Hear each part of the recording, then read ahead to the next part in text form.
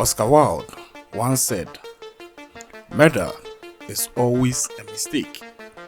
One should never do anything that one cannot talk about after dinner." Do you agree? I agree with him.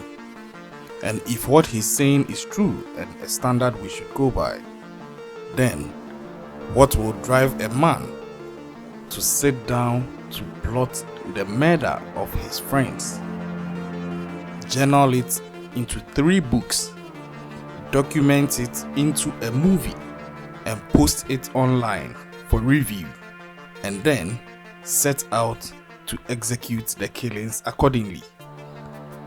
This is the story of Lyndon Mcleod, the man who sat down to orchestrate the killing of his friends and close associates, documented them as books in 3 parts, and also made a movie of the premeditated killing. Are you ready? Buckle up and let's take a ride. Around 5:25 p.m.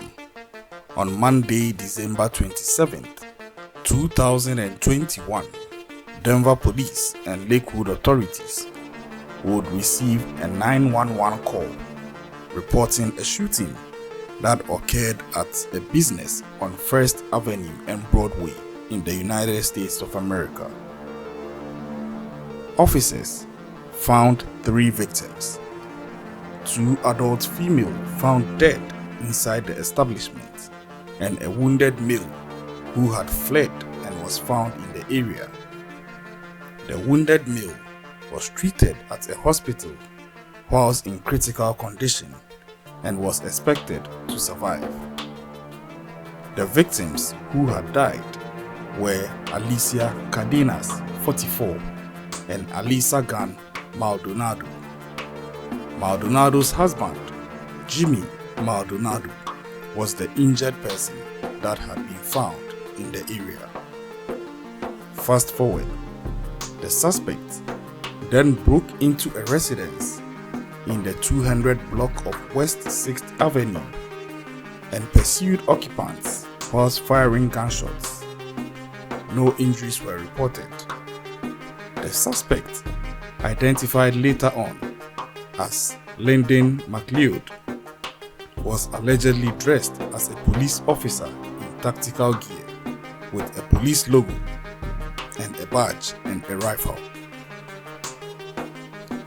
Police would later receive a report of another shooting at a residence in the 1200 block of William Street, where a man was also found shot and killed inside.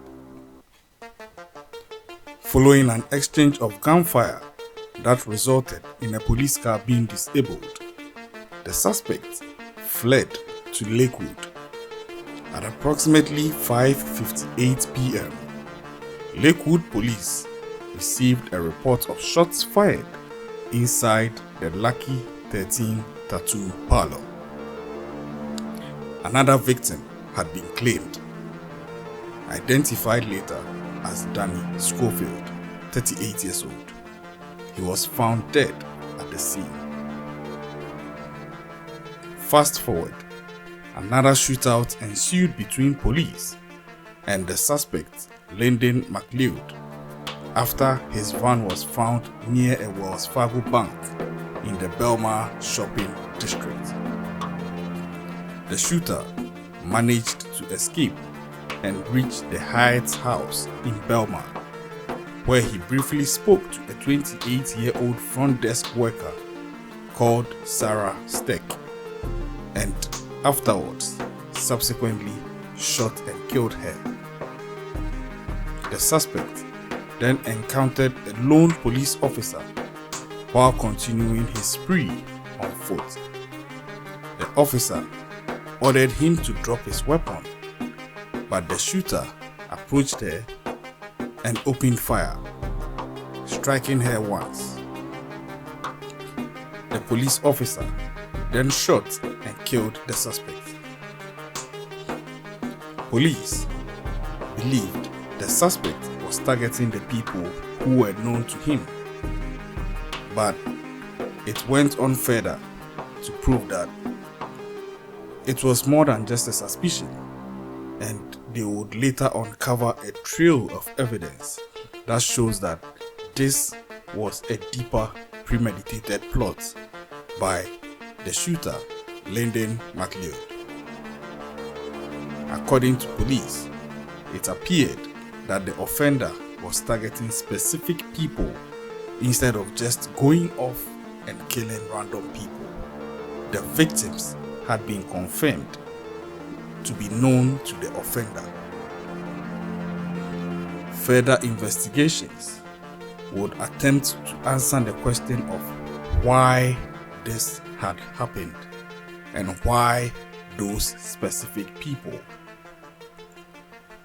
Police would go on further to find out that Mcleod had killed a total of 5 people, but in fact, he had tactically, meticulously, and strategically journaled 3 different books detailing how an alleged figure, later transcribed and interpreted as being referring to Lyndon himself, was now fed up with things that were going on around him and people that were backbiting or cheating or trying to outsmart him in his life, and had decided to now go off and take his pound of flesh.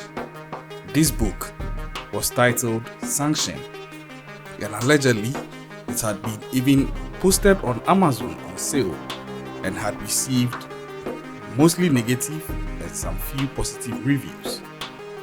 Reading the book later, investigators would uncover that the book actually made reference to a lot of the things that had occurred in this crime committed by Lyndon Mcleod. It didn't end there. It got more gruesome and shocking when investigators would also find out later that in fact Lyndon had also made a movie of what he had sat down and planned to do. Although in his book he had indicated that the character was to kill over 40 people, that did not materialize in real life, as he was able to only kill 5 people. That presupposes that maybe, just maybe, if the police had not intervened, Mcleod would have had a lot more people on his hit list. It takes a certain level of paranoia to document friends and everyday associates in a book being written and detail out how they are going to be killed and interact with them on a daily basis as you write that book. That is how far Lyndon Mcleod went.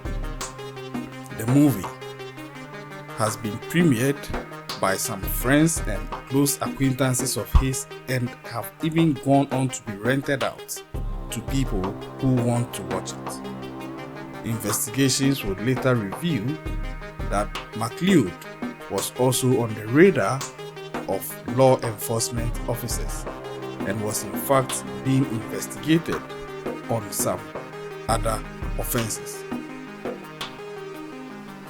Fittingly, one would argue, Mcleod, who had exhibited high levels of misogyny and had often run down women on his social media handles and had demonstrated extreme stances on revenge, vengeance, pain, and retribution and reparations on various issues and topics, and mainly had been derogatory in his remarks towards women, was actually taken down by a female officer. We at True Crimes Cafe send our condolences to the victims whose lives were taken by this alpha madman.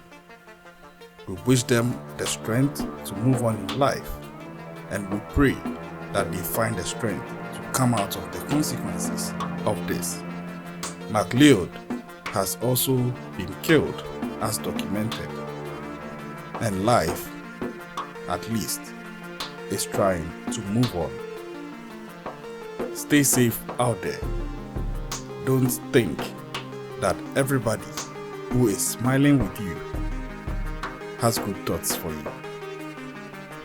Investigations would reveal later that Mcleod, at a point in time, had various stints of misunderstandings and issues with all the victims he had killed, except for the lady at the hotel counter whom he had to go through to get to his target.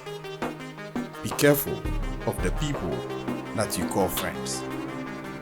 You never know what they may be plotting. Stay safe out there.